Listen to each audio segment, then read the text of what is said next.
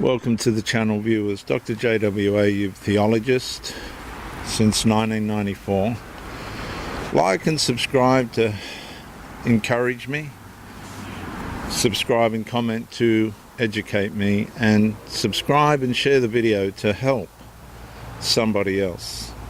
This series is The Cost of Legislative Experimentation. We're in episode 4, How Ambiguity Became Public Conflict. Viewers and listeners, in the previous episode I examined how the 2013 framework became a legislative experiment whose full consequences were not visible at the point of enactment. Parliament changed the structure, institutions interpreted it, and citizens eventually carried the cost. Ambiguity does not remain quiet forever. At first, unclear laws live inside policy documents. Then it moves into institutions, then into schools, sport, workplaces, courts, then into public trust. By the time ordinary citizens notice conflict, the system has already been absorbing pressure for years. And that's how ambiguity becomes public conflict. This episode examines how unresolved legal categories move from parliamentary wording into public life. And the issue is not merely that Australians disagreed. The issue was that Parliament failed to provide stable definitions capable of resolving disagreement before citizens were forced to confront it directly. When law becomes unclear, institutions improvise. When institutions improvise, outcomes become inconsistent. When outcomes become inconsistent, public confidence deteriorates. And when public confidence deteriorates, conflict becomes unavoidable. It becomes inevitable. The first conflict was institutional.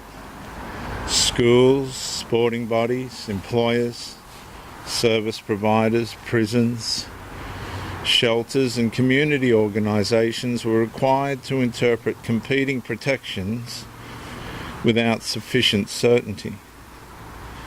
One institution prioritised inclusion, another prioritised privacy, another avoided the issue, another corrected out of fear. The same law began producing different realities in different places. That inconsistency mattered. Citizens were no longer living under one clear legal standard. They were living under administrative guesswork. My point being, when Parliament leaves definitions unstable, institutions become reluctant lawmakers.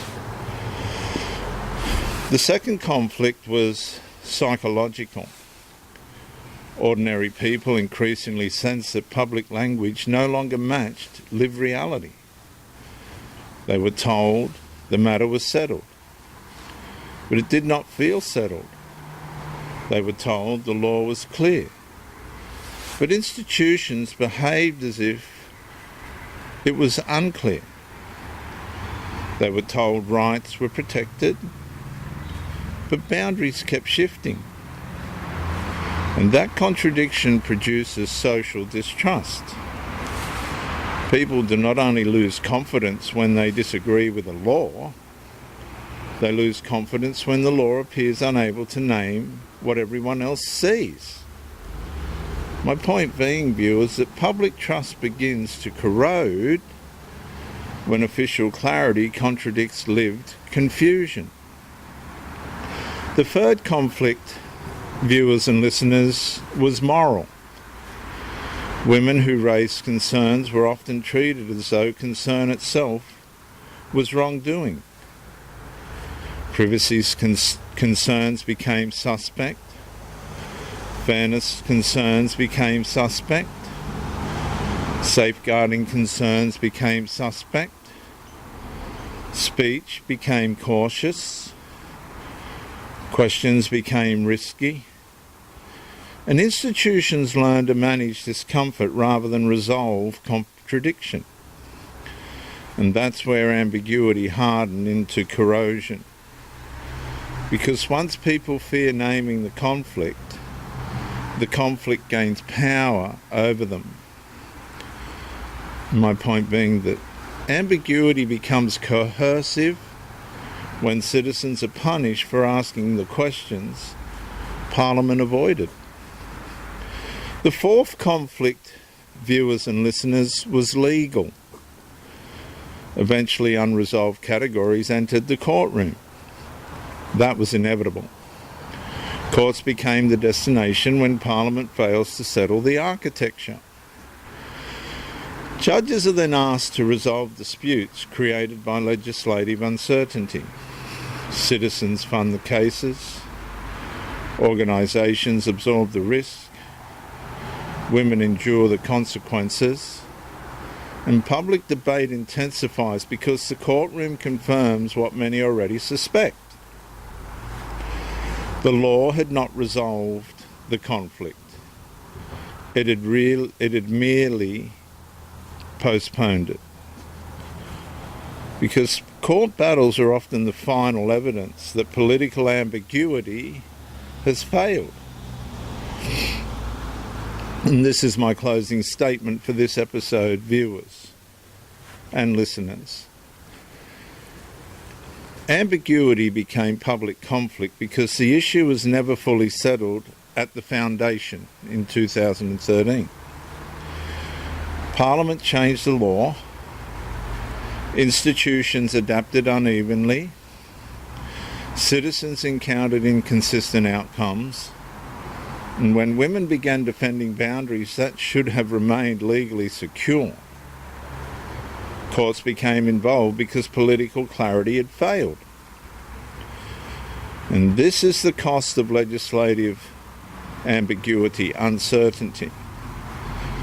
Not only confusion, not only disagreement, but the transfer of unresolved political responsibility onto the public itself.